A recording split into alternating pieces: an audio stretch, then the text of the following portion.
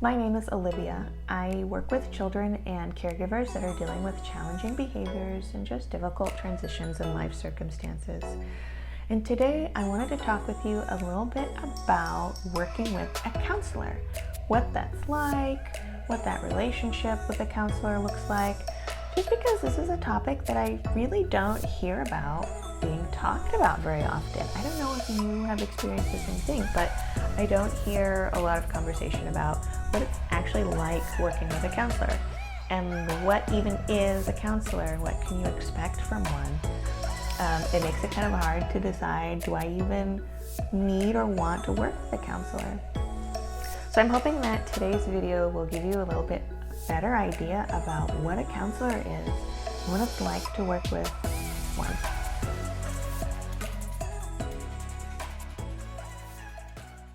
So usually when there's a problem or a concern and we need support with something, we have other people that we turn to first. A lot of times that's family or friends, maybe trusted people in a faith community or other people in our social circle.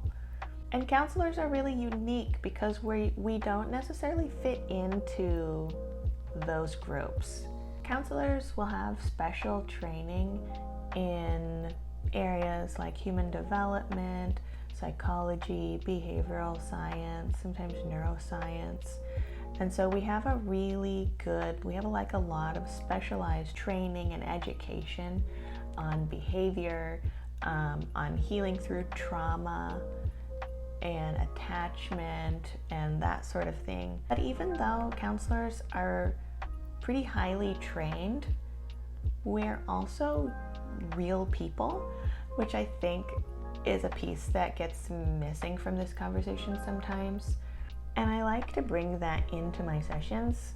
I have my own strengths and personality and just like way of talking and way of being present that's unique to me.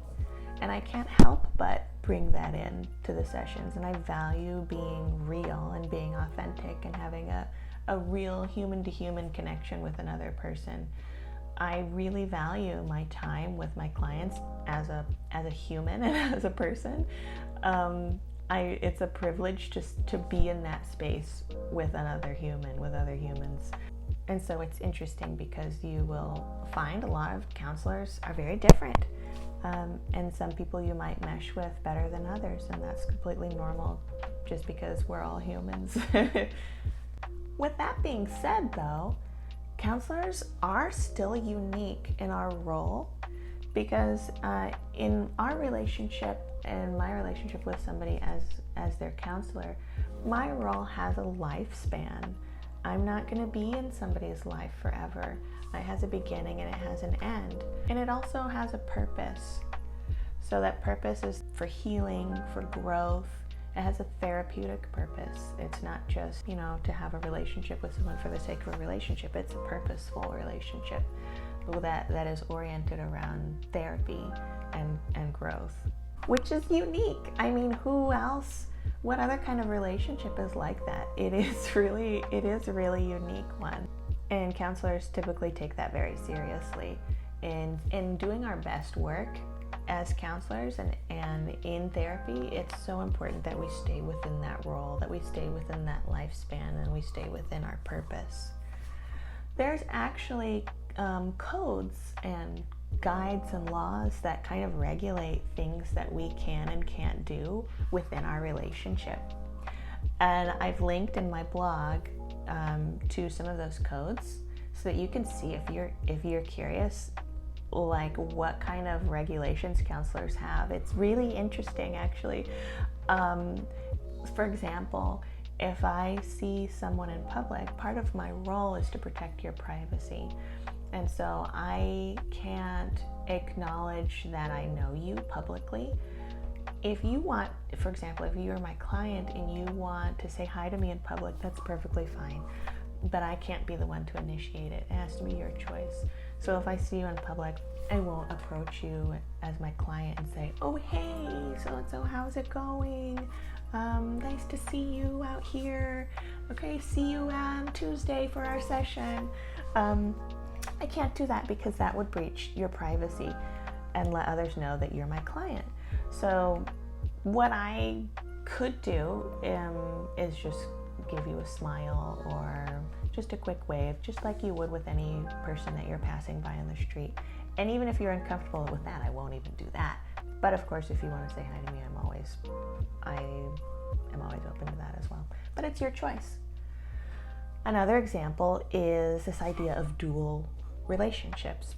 So that just means I have to protect our relationship by not knowing you in other ways. So that would mean we can't be friends outside of counseling, or we can't hang out, we can't be on the softball team, or that sort of thing. I can't have another relationship with a client outside of our therapeutic relationship, just because that can get really messy and complicated, and it can sometimes harm the therapeutic nature of our therapy relationship to have two different relationships. So our code of ethics has just said, just don't do it. So we can't do it. So things like that, you see what I mean, that it's unique. It's a different kind of relationship that's really oriented on healing and growth and therapy. So there are some other things that I mentioned about that relationship in my blog post. If you want to read a little bit more, you're always also welcome to send me a message, an email, or anything like that if you have more questions or you want to talk more about this topic.